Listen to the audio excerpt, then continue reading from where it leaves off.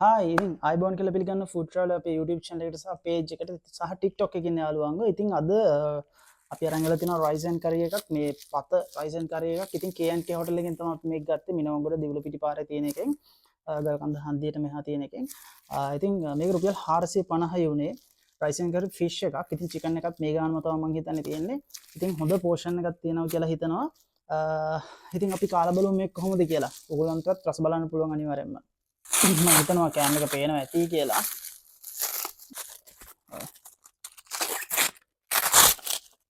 පැනලා තියෙනවා වගේ. බොහොම සෞඛ්‍ය ආරක්ෂිතව බොහොම ලස්සනට පැක් කරලා තියෙනවා.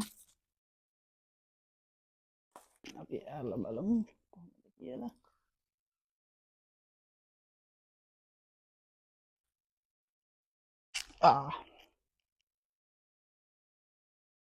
බොහොම රස පාටයි. ලොකු පෝෂන් එකක් තියෙනවා. ඒකයි ගොඩක් විශේෂත්වය අනිවාර්යෙන්ම.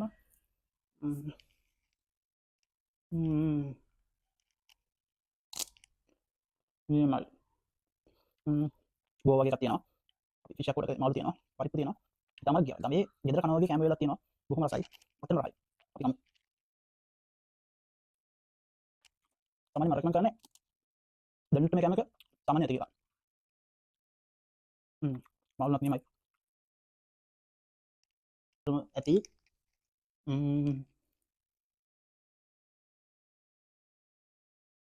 කරවල තියෙනවා, පපඩම් තියෙනවා.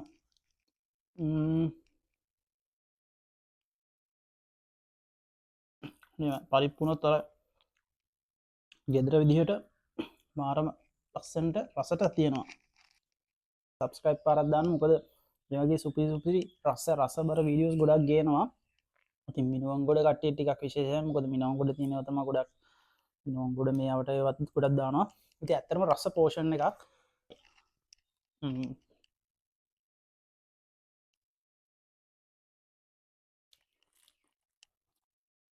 පෝෂන් එක පට්ට සයිස් එකක් තියෙන්නේ.